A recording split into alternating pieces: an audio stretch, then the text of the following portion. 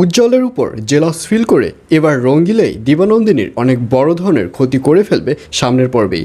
বিস্তারিত জানতে সম্পূর্ণ ভিডিওটি দেখতে থাকুন। আসসালামু আলাইকুম প্রিয় দর্শক, সবার কি অবস্থা? হাজির হয়ে গেলাম দীপ্ত টিভির নিবেদিত বকুলপুর সিজন 2 এর 730তম পর্বে কী সব ঘটতে চলছে তার অগ্রিম খবর নিয়ে। এই পর্বটিকেও মিস করবে না, কারণ এই পর্বে আপনারা দেখতে পারবেন রঙ্গিলাকে দেখা যাবে সে কিছুতেই উজ্জ্বল এবং দিবানন্দিনীর ভালোবাসা মেনে নিতে পারবে না। কারণ রঙ্গিলা চাইবে যে দিবানন্দিনীর সাথে সে প্রেম করবে, দিবানন্দিনীকে সে জড়িয়ে ধরবে, কিন্তু এগুলো না পারায় রঙ্গিলা এবার দিবানন্দিনীর যে সিক্রেট ব্যাপারগুলো রয়েছে সেগুলো সবাইকে ফাঁস করে দেবে।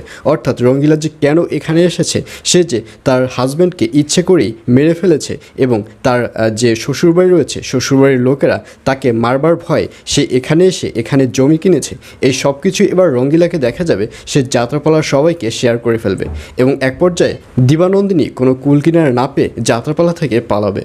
আর অন্যদিকে দীপালিকে দেখা যাবে সে এবার দিবার সাথে কথা বলবে এবং এক কথায় দু কথায় গুড্ডি সাহেবের কথা উঠবে। তখন দীপালি বলবে, গুড্ডি সাহেব কি আর আসবে না?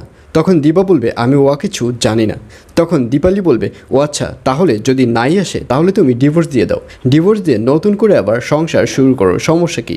তখন দিবা বলবে, না এটি আমি করতে পারবো না, কারণ এখন আমার মাথার উপর গুড্ডি ভাইয়ের হাত রয়েছে, কিন্তু আমি যখনই টেডিকে ডিভোর্স দেব ঠিক তখনই গুড্ডি ভাইয়ের হাতটি আমার মাথা থেকে সরে যাবে এবং আমি নেক্সটে এই পরিষদে অর্থাৎ এই গ্রামে আর চেয়ারম্যানও হতে পারবো না। আর এর জন্যই আমার টেডিকে দরকার, টেডি আমার কাছে না থাকলেও ওকে আমি ডিভোর্স দিতে পারবো না, এইসব বলতে দেখা যাবে দিবাকে। আর অন্যদিকে রুহিকে দেখা যাবে সে এবার গুড্ডির কথায় রাজি হবে, অর্থাৎ উগান্ডাকে বিয়ে করতে এবার রাজি হবে, কিন্তু তাতে কোনো লাভ হবে না। কারণ এই নাটকে রুহি যখন উগান্ডাকে বিয়ে করতে রাজি হয় তখন উগান্ডা রুহিকে বিয়ে করতে রাজি হয় না, এবং উগান্ডা যখন রাজি হয় তখন রুহি অনেক সময় চায়, সে অনেক সময় পরে বিয়ে করবে। আসলে এই নাটকের মূল টার্গেট হচ্ছে রুহি এবং উগান্ডার বিয়েটি একদম নাটকের শেষ পর্যায়ে হবে, আর এর জন্যই তাদের বিয়েটি এত সকালে হবে না।